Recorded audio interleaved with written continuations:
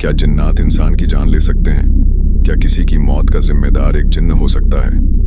अक्सर हमने कहानियां सुनी हैं, उस पर जिन्न का साया था और कुछ दिनों बाद उसकी मौत हो गई। या उस घर में कोई जिन्न रहता है, वहां रहने वाले लोग एक एक करके मर गए। पर सवाल यह है, क्या यह सिर्फ लोगों का खौफ है या इस्लाम में इसका कोई सबूत भी है? आज हम जानेंगे इस सवाल का हकीकी जवाब। जिन्न मौत दे सकते हैं या ये सिर्फ एक गलतफहमी है? आखिर कुरान क्या कहता है, हदीस क्या बताती है और उलेमा का क्या कहना है? दुनिया भर के लोगों में जिन्नात का डर बैठा हुआ है। कोई उन्हें आग का बनाया हुआ मखलूक मानता है तो कोई सिर्फ हॉरर मूवीज का किरदार। लेकिन जब किसी की अचानक मौत होती है या किसी शख्स की मानसिक हालत बिगड़ने लगती है तो लोग कहते हैं यह किसी जिन्न का काम है। तो क्या जिन्न इतनी ताकत रखते हैं कि वह किसी इंसान को मार दें? क्या वह इंसान की रूह निकाल सकते हैं? क्या वह मौत का सबब बन सकते हैं? सबसे पहले कुरान को समझना होगा। अल्लाह वही है जिसने मौत और जिंदगी को पैदा किया ताकि तुम्हारी आजमाइश ले कि तुम में कौन बेहतर अमल करता है। यानी मौत सिर्फ अल्लाह के इख्तियार में है। रूह निकालना, मौत देना, ये काम सिर्फ अल्लाह का है। अल्लाह ही है जो मौत के वक्त रूहों को कब्ज करता है। यानी रूह लेने का अमल सिर्फ अल्लाह के हुक्म पर होता है, जिसे मलकुल मौत, मौत का फरिश्ता अंजाम देता है, कोई और नहीं। तो फिर जिन्न क्या कर सकते हैं? जिन्न इंसान को नुकसान पहुंचा सकते हैं, बीमार कर सकते हैं, जहनी अजब दे सकते हैं, लेकिन किसी को मौत देना ये उनका इख्तियार नहीं है। हजरत अब्दुल्लाह इब्न अब्बास रजी अल्लाहु अन्हु का कहना है, जिन्न किसी को मार नहीं सकते, लेकिन उनका असर किसी की सेहत पर हो सकता है जो बाद में मौत तक ले जाए। यानी वो असबाब बन सकते हैं, लेकिन मौत डायरेक्टली उनकी वजह से नहीं होती। अक्सर लोग हर अनयूजुअल मौत को जिन्न का काम कहकर दूसरों को डरा देते हैं, खासकर उन इलाकों में जहां इल्म की कमी होती है। एक बच्चा अचानक गुजर गया, लोग कहने लगे उस पर जिन्न था।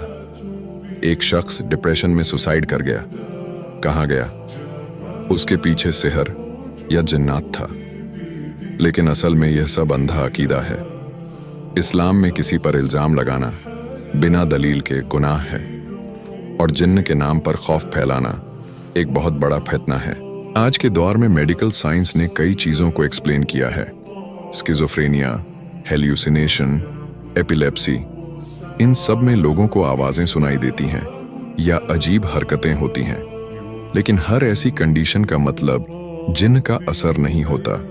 बहुत बार लोग मानसिक बीमारी को भी जिन्न कहकर इग्नोर कर देते हैं, जिसका नतीजा होता है न इलाज न शिफा। इस्लाम हमें बेवजह डरने को नहीं कहता। इल्म हासिल करना, लॉजिक और दलील से बात समझना, यह हमारा फर्ज है। एक केस याद है लाहौर का। एक लड़की बार बार चिल्लाती थी वो मुझे मार देगा। उसके घर वाले समझे जिन्न का असर है, पीर फकीर के पास ले गए, झाड़ फूंक होती रही। लेकिन असल में उस लड़की को सीवियर एंजाइटी और पीटीएसडी था।